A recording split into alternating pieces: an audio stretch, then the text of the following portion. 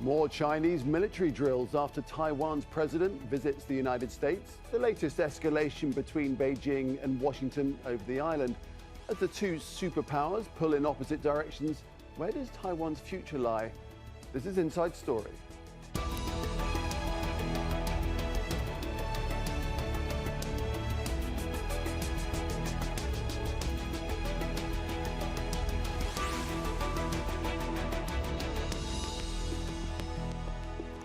Hello there and welcome to the programme. I'm Nick Clark. So the waters and airspace around Taiwan are once again the setting for military muscle flexing in a standoff between China and the US-backed island. Chinese naval vessels and warplanes have been simulating strikes with Taiwanese fighter jets and gunboats scrambled in response. Beijing is furious after Taiwanese President Tsai Ing-wen met the US House Speaker Kevin McCarthy in California last week. The drills are the latest move in a tug-of-war between China and the United States over the island.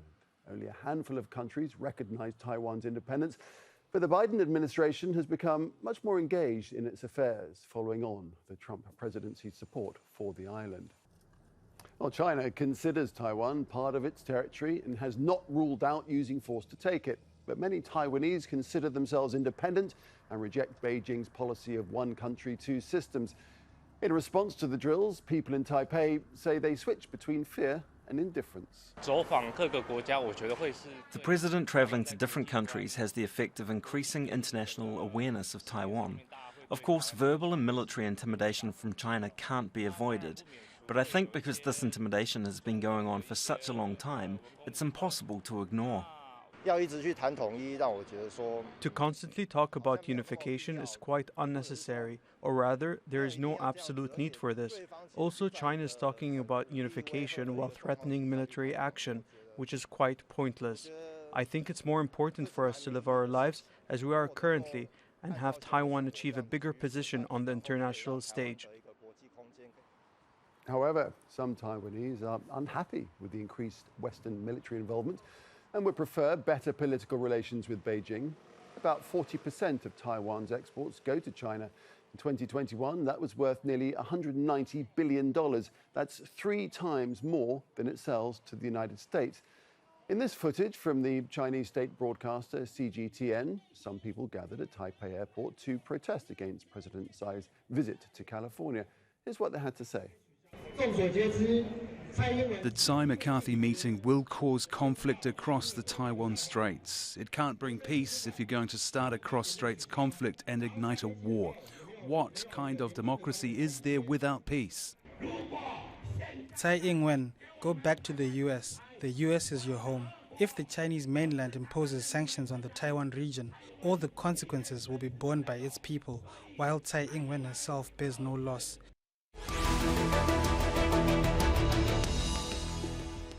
Well, it's a big, important story, so let's take it on. Joined now by our guests. In New York, we have Victor Gao, who's Vice President of the Center for China and Globalization and former officer with the Chinese Foreign Service. In Miami is Teufel Dreyer, a professor of political science at the University of Miami and a senior fellow at the Foreign Policy Research Institute. June is also the author of the upcoming book, China's Political System. And in Taipei, in Taiwan, is Brian Hugh, founder and editor of New Bloom magazine. It's an online publication that focuses on Taiwan and the Asia-Pacific. Brian is also a non-resident fellow at Nottingham University's Taiwan Studies program. Welcome to all of you. Victor, I'd like to start with you to begin looking at the push and the pull here. So Taiwan sees itself as independent. China's President Xi Jinping says it's a breakaway province, and reunification with Taiwan must be fulfilled in his lifetime. My question is, why though? Why unification? What's wrong with the status quo? Thank you very much for having me. First of all, no country in the world can recognize either China and Taiwan at the same time because it is a universal principle that there is only one China and Taiwan is part of the China. This has been the US policy ever since January the 1st, 1979.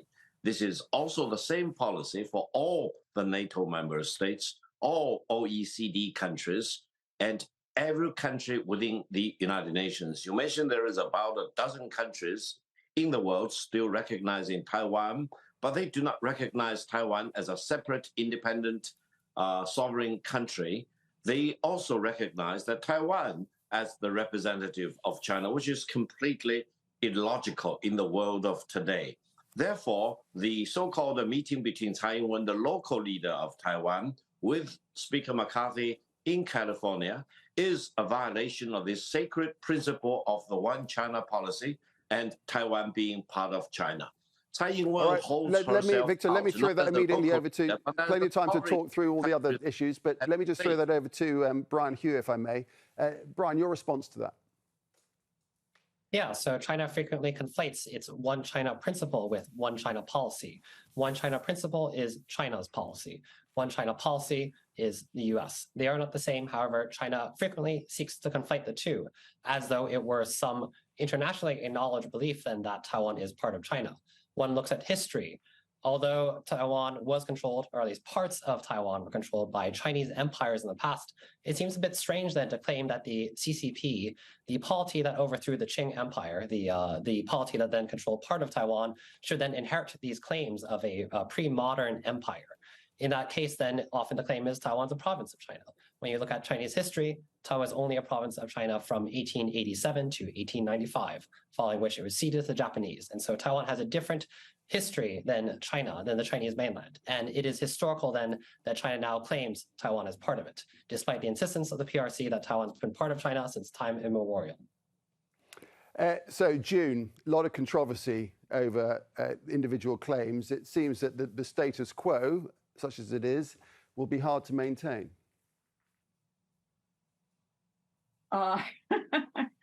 The status quo has always changed. And it starts out with China being weak, and although continuing to claim erroneously that Taiwan is part of it, does nothing. And then, as the Chinese themselves acknowledged quietly at the time, as the island of Taiwan became more and more democratic, and as the Taiwanese majority took over by democratic elections, by the way, peaceful democratic elections, that the Taiwanese would be more and more reluctant to keep pretending that Taiwan were part of China. And as for Mr. Gao's comment, in international relations, Mr. Gao, there is no such thing as sacred. So to say that something is somebody's sacred territory is erroneous. I suppose Rome could lay claim to large parts of the world on the basis of the Roman Empire, but fortunately it is not foolish enough to do so. So it's very clear, the debate over Taiwan. I want to move away a little bit over the individual claims and onto why now Taiwan is important economically. Brian, tell us what position Taiwan has in the world economically. It's incredibly important, isn't it? Because it makes microchips for computers and laptops and phones and all sorts. Yeah, that's right. And so in the past few years, there's been much more focus on, for example, that Taiwan produces over 90% of the world's advanced semiconductors and around 65% of global supply. But looking at it, Chinese territorial claims over Taiwan do precede Taiwan's current dominance in terms of semiconductor manufacturing. And so the fact that semiconductors, which Taiwan manufactures, powers everything from your iPhone to your electric car to your PS4 or 5, that's actually only part of the picture. And so one of the views then is that China seeks to expand power, expand maritime power, and that Taiwan, as part of the island chains in this way, that is something that China needs for its geostrategic ambitions to expand power through the Pacific Ocean. But then there are different views. I mean, part of it is nationalism, part of it is the economic interest, and so forth. But there's also the geostrategic element there. Okay, I just want to move on to the strategic importance that you've been alluding to there, Brian. We can call up a map now, I think, and see the island of Taiwan. And you can see that on that map, you can see the Philippines, where the US has military bases. Guam is further out in the Pacific, also has a military base there. Victor, the US concern is that if Taiwan came under Chinese rule, China would then be free to project power in the Western Pacific region, which is very clear from that map. And certainly, as we can see, it would open the way, wouldn't it? Well, allow me to make 2 points. First of all, I hope the panelists would study history, because the United States has been talking about the world order since the end of the Second World War. The status of Taiwan, among other things, traces all the way back to the Cairo Declaration and the Potsdam Declaration, mandating that Japan need to unconditionally surrender Taiwan, which it occupied between 1895 to 1845. And this is the cornerstone of the international order that we are still living in. So if anyone wants to violate the international rules and the international order, then they are talking about treating Taiwan as a separate, independent, sovereign country. Secondly, I cannot say I love California so much and Silicon Valley so much, so I want to supply arms to the Californians to urge their independence from the Union, because that completely is ridiculous, and no American would ever accept that. So how can anyone say, I love Taiwan so much, semiconductors are so important, so let's treat Taiwan as a separate, independent, sovereign country? You are not God. You cannot dictate which piece of territory is Chinese or not. You need to use international instruments. You need to use history. You need to use your common sense. That's why. Victor, let me jump in there. I just want to come back to the question I actually asked you, which was we were looking at a map. Victor, let me just come in. We were just looking at a map, and I just wanted to ask you about the strategic importance of Taiwan and the clear interest it would have in China assuming control of it, so as a gateway to the Western Pacific. That's for sure. But you cannot say this territory is so strategically important that it should not be Chinese territory. That's completely overturning the international order we are living through. Because if you follow this as the logic, then I would say California is so important, I need to urge for the independence of California or Texas, for example, or any other piece of territory which belongs to a sovereign independent country. That doesn't make any sense. Americans will not have it. Why should the Americans be happy with taking Taiwan away from China? It's a mission. Okay, so June, let me bring in June now. So June, as far as the United States is concerned and its Pacific strategy is concerned, Taiwan is essential to keep on side, isn't it? Yes, it is. And furthermore, I too have studied history, Mr. Gao, and I think that you have not. The Cairo Proclamation and the Potsdam Proclamation are not the peace treaty.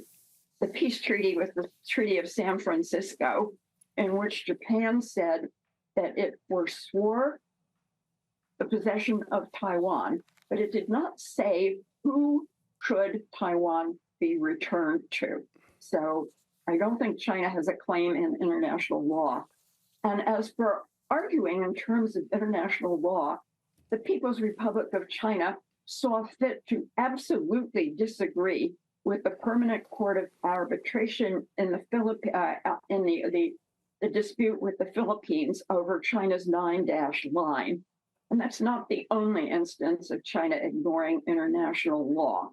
So I think your arguments do not hold. And furthermore, California has not exhibited the slightest desire to secede from the United States. And as for the representative of an atheist country, invoking sacred principles and God seems a very peculiar thing to do. Okay, let's move away from historical claims to Taiwan now. It's clearly an area of disagreement, so I think we'll just have to agree to disagree on that. I know it's a big issue, but we've only got a short program, so we do need to move on. So, Brian Hugh, President Tsai, according to some, are making things more dangerous by courting the United States, and that includes the opposition party within Taiwan. What do you make of all of that?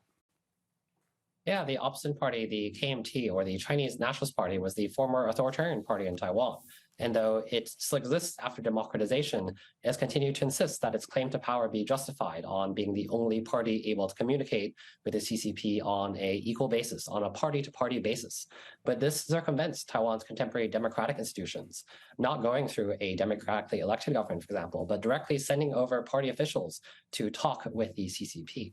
And so then the KMT and supporters often will allege the DPP, which is currently in favor of strengthening ties with the US, to have allies with Western powers, with Japan, other Asia-Pacific countries also facing the threat of China, with shared democratic values to ward off Chinese aggression.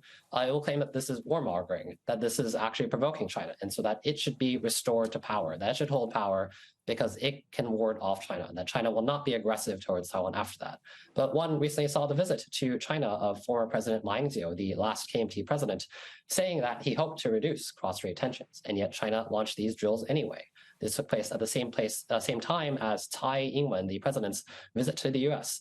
But despite the fact that Ma visited China and hoped to reduce cross-strait tensions, China, the Chinese government, still saw fit to declare military exercises against Taiwan.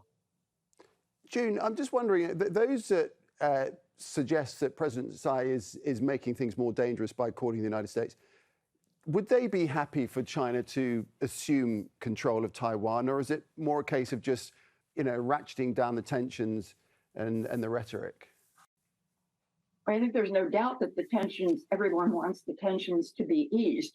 But as Mr. Hu has pointed out, Ma Ying-jeou's visit did not ease the tension. And I always ask myself, when someone says, well, is this a provocative move? What's the alternative?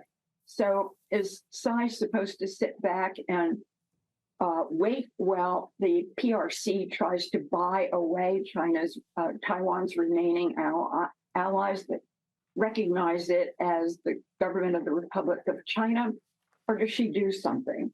And what she does is she goes to those countries, making stopovers with the United States, at two places in the United States. And China says, you can't do this. In other words, China is trying to create the impression that it already is in charge of Taiwan. And she has to do something against that. And the problem with Ma Ying-jeou is that under his presidency, the tensions were indeed reduced by giving China whatever it wanted. And that's the reason when he left office, his popularity ratings were down toward the single digits. And as someone said at the time, he could not get elected dog catcher. And here he is portraying himself as the representative of the righteous opposition in Taiwan. It won't work. Victor, what's your assessment of these tensions right now and where we're at, and just potentially how dangerous things are? Is it always just tit for tat? We get some kind of meeting between the Taiwanese leadership and the United States representatives in some shape or form, and then so China, they ramp up some military exercises and drills. Is that just going to continue, or is it becoming more dangerous? Thank you very much for asking this very important question. But before I get to your question, allow me to mention one point. With due respect to June, I hope she will hire a lawyer, because she is not talking about the legal status in the clearly legal terms. I'm registered as an attorney of law in the state of New York. I think I know what I'm talking about. She is not talking about the real legal status of the situation involving the island of Taiwan. Read the Cairo Declaration and read the Potsdam Declaration. Okay, all right. So Victor, please move on now. We've already been through this, and I did ask for you to not get into all of this, because but all sides have had. This is the cornerstone of the international order we are living through. Now, talking about what will happen, each time the United States violates the One China policy, including Speaker Nancy Pelosi's visit to Taiwan last year in August, including Speaker McCarthy's meeting with local leader of Tsai Ing-wen of Taiwan, then China will be fully justified to move one step closer to exercising real administration of the island of Taiwan, eventually in all respects. This is irreversible. each violation, each provocation will result in consequences that the United States will not be able to bear, because the United States will not send its soldiers to fight for the separatism and independence of Taiwan, because the United States, ever since 1979, has legally and internationally acknowledged that there is only one China and Taiwan is part of China. The current position of the US government is a position of illegitimacy and illogicality and complete confusing itself, confusing the separatists in Taiwan, confusing the US allies, as if, for example, the US soldiers will share the blood and lose their lives for the independence and separatism of Taiwan. The exact legal status of the cross-strait relations is an unfinished civil war. Victor, you've had plenty of time. Brian, illogical and confusing. Yeah. Well, I mean, to jump in there, then Victor's comments goes to show that often the Chinese government will cite history selectively or cite what it claims to be international law. It will claim the U.S. is violating the rules-based order of the international order when convenient for it. But other points, it will say that, well, it's us that's in the right. It's very selective there. But then I would remind Victor then that he often likes to talk about as though it's the U.S. that will lose lives. It will actually be Taiwanese people. But more than that, I think he should think about his own countrymen. A recent CSIS study had 70,000 Chinese deaths from an invasion, because a beachhead invasion is very difficult to carry out. It's bloody. It would be the most massive invasion since D-Day. There are accounts that are higher. So are you willing to sacrifice that amount of young people for a piece of land that the modern PRC has never controlled in its history? Sacrifice these people for nationalism because you claim this piece of land is yours, never mind the will of self-determination of the people that live there and have lived there perhaps for hundreds of years, who have never been part of the PRC. And in that sense, these are also principles that come up in the UN, the principle of self-determination. These are things that are valued.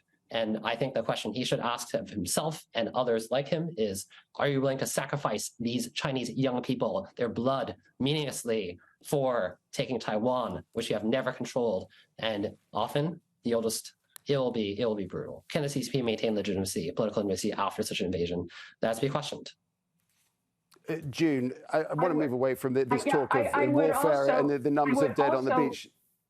Can I just ask you, the bottom line is that doesn't Taiwan need more exchanges with China to perhaps understand its neighbor better and reduce risks through dialogue? No, I mean, because China has made its condition for dialogue that Taiwan accept its definition of the one China policy. And this is akin to saying we're not going to talk to you unless you agree with everything we've said beforehand. By the way, Mr. Gao, you have misstated the U.S.'s one China policy. The United States has not said it agrees with China's one China policy, which is that there is one China and Taiwan is part of China.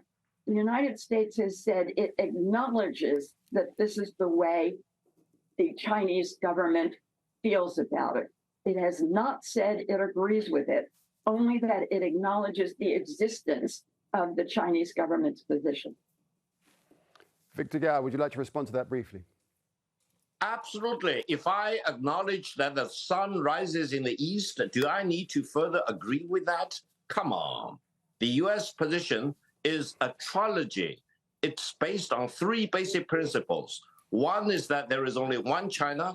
Second, Taiwan is part of China. And the third point, which is equally important, that the United States acknowledges that the government of the People's Republic of China is the sole legitimate representative of China.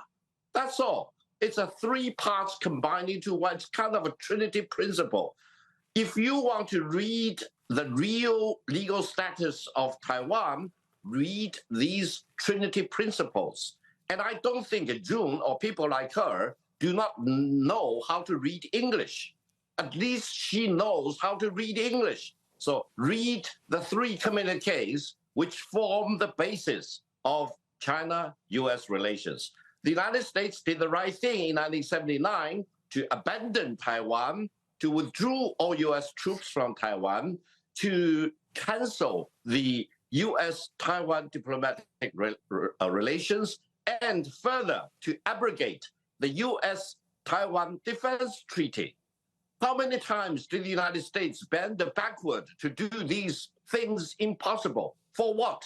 For recognizing that the People's Republic of China is the sole legitimate representative of China, and there is only one China in the world, and Taiwan is part of China. Okay, that's it. So look, we're running out of time. Victor, we're running out of time. We're coming to the end of the program. I've got to allow Brian to respond to that. So Victor, please, I'm going to cut in there. Brian, would you like to respond to that? Yeah, I'll leave it brief. I would just ask Victor to think again about the young Chinese lives that will be dying for a meaningless nationalist cause. Again, as a Taiwanese person, I do not view myself as Chinese.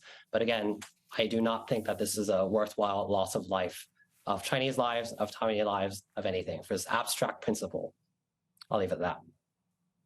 June, the fundamental question, what is your sense of where Taiwan's future lies, given all the tensions and all the pressures and all the disagreement and the controversy? How do you see its future? I see its future as being, in Tsai Ing-wen's words, we do not seek confrontation. We do not seek unification. We want to be, as we have been since 1912, since the fall of the Qing dynasty, an independent sovereign state.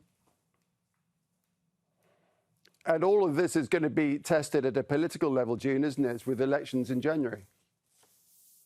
Yes, I'm so glad you brought that up because my own experience, having been an election observer in at least 4 and maybe 5 Taiwan elections, is that cross-strait relations actually plays a very little part in people's choices. What they care about is potholes in the road, good schools for their children, and environmental concerns. And they do not want to be part of China.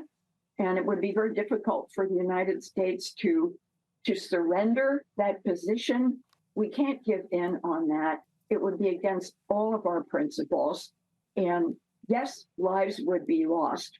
But what is the alternative? Enslavement to China, the way Hong Kong has had to happen to it? No. All right, Victor, same question to you. Where does Taiwan's future lie? When you really want to think about Taiwan, Taiwan will never be allowed as a separate, independent, sovereign nation away from China, because there is only one China. Taiwan is part of China, and the government of the People's Republic of China is generally, universally acknowledged as the sole legitimate government of China. So don't urge people to fight against this megatrend. I believe June will live to see the reunification of China during her lifetime. That's all right, we're going to leave it there. megatrend. Thank you to all our guests, to Victor Gao, to June Teufel Dreyer, and to Brian Hugh. And thank you too for watching. You can see this program again at any time by visiting our website, aljazeera.com. And for further discussion, just go to our Facebook page. That's facebook.com/AJ Inside Story. You can also join the conversation on Twitter. Our handle is @AJ Inside Story. From me, Nick Clark, and the whole team here, it's goodbye for now.